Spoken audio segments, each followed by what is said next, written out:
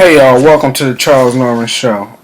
Today is all about news. I'm not gonna call it hot topics. We do got some hot topics, but it's more newsworthy stuff. Today we're gonna talk about Bill Cosby, Nene Leakes, Paula Deen, The View, Chris Christie, Donald Trump, Bernie Sanders, and then of course we'll have some Here Comes Hillary stuff. So it's time to start the show. Here we go. Bill Cosby.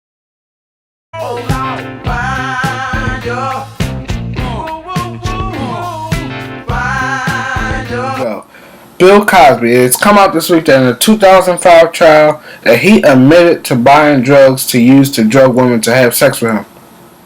He's a monster. I've said this to people before. 40 women have come out to accuse this man of doing something wrong to them, which is rape, which is evil, is devilish. For people to take up for him, it just confuses me because 40 women, not all 40 may be telling the truth, but at least one. I knew from the beginning that at least one of the 40, not saying that they're all not, because they all could be. I knew that at least one of the 40 women were telling the truth. And it's a shame that people just don't see that yet. People were mad at me when I said that I believe that he was guilty of doing this stuff.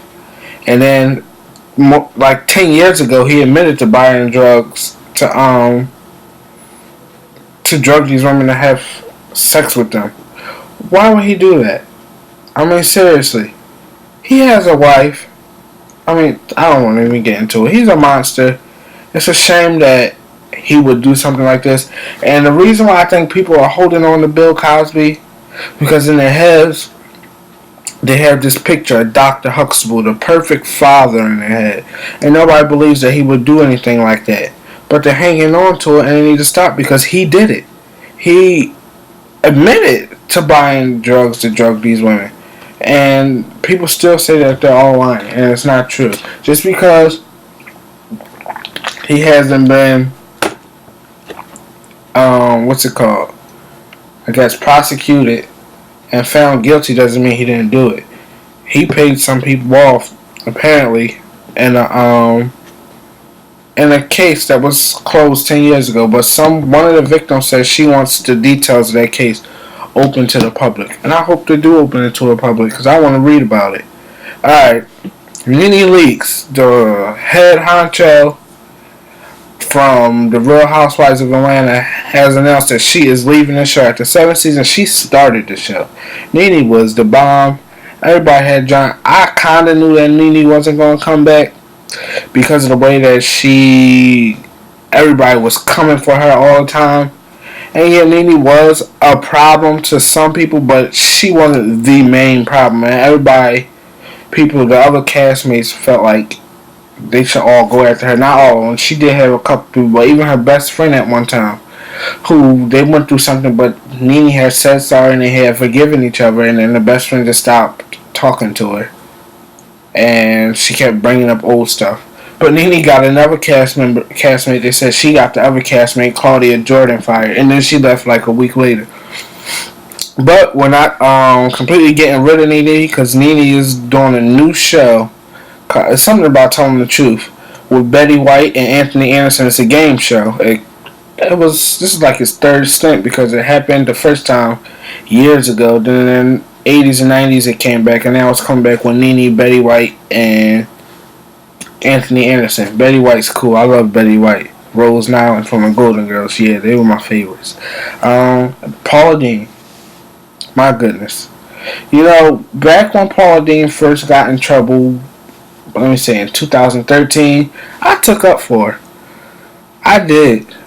Because I thought, since everybody said she got in trouble for saying the N-word and disrespecting, saying racist things, and I took up for her. And, she making me mad at myself that I even took up for her, because I did like Paula Deen a whole lot. She posted this very offensive picture of her son. Now, this was on Halloween, so it was supposed to be them as I Love Lucy, so Lucille Ball and Desi Arnaz. But the makeup was not the brown face. Anybody, that putting on makeup to make yourself look darker, it's a problem. It's dark face, black face. In this case, brown face. You're not supposed to do it. Everybody will think you're racist, and she does. He did it, and she posted the picture. Now the picture is from 2011, but it just got posted a couple of days ago. But then she blamed it on her social media team. But the makeup wasn't needed because Desi Arnaz was not dark. Take a look at that picture of Desi Arnaz. He wasn't that dark. He's like the same complexion as Paula Dean's son. So I don't know why they decided to put that makeup on. She hasn't learned her lesson. You would think she would make sure nothing like this was posted after the thing that caused her to lose her job on Food Network was racially motivated. Not racially motivated, but she had a racial problem before, so why would she do that? Alright, now moving on to The View. Ratings are at an all-time low on The View, and the cast is going to change up again. Now, when I first wrote this show, which was a couple of days ago, I'm late to get into this, it was rumored that Nicole Wallace and Rosie Perez will be leaving, and Whoopi and Raven were the only two that were locks for sure. Well, the other day, Rosie Perez announced that she is leaving The View. Like I said, Whoopi and Raven are locks. Whoopi is The View. Once they get rid of Whoopi, or Whoopi decides to leave, I think her contract's up next year or 2 years. Once she decides to leave, the show's over. That's just all she wrote. Nicole Wallace is on the fence. I hope they don't get rid of her. I like Nicole Wallace. She's funny. And they added the comedian Michelle Collins to replace Rosie Perez. She'll be starting next season, season 19 in September. And then, if they need another one, maybe they need to change it up a little bit and add a guy to the co-host chair. When you talk about some sports, something, bring in a different audience, bring them ratings up. I could do it. I'm available. I will be at The View for a taping next week on Thursday, so maybe they can hire me then. Alright, moving into politics. Chris Christie announced that he is running for president. I watched his whole speech. Christie talks a good game. And he walks a good game too. I'm not even gonna lie. He could walk the walk and talk the talk. He almost had my vote when he said, "Truth and hard decisions today will lead to growth and opportunity tomorrow." And I think that's a really good quote. And what he said is the truth. Like, you gotta when things are bad, you have to make the decision instead of make it seem like things are getting worse in the beginning, and then over time things will get better. You don't just make things better right away. It doesn't work like that. And he's right about that.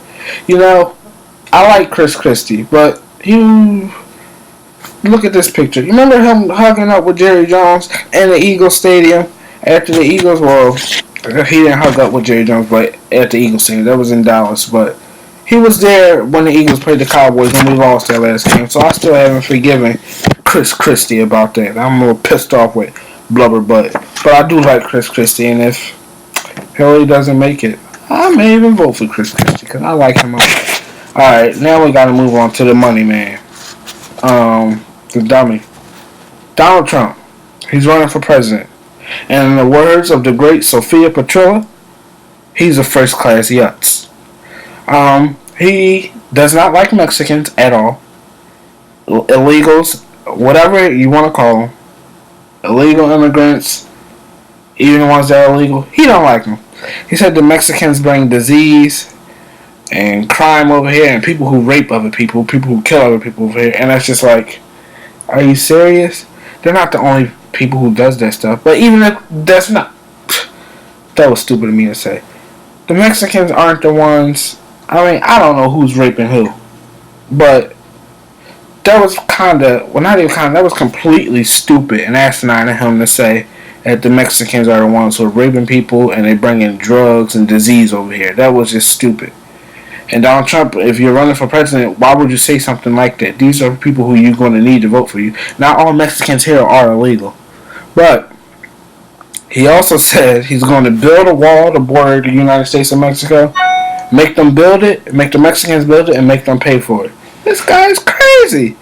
He hates illegals, but he doesn't know if he has any working for him.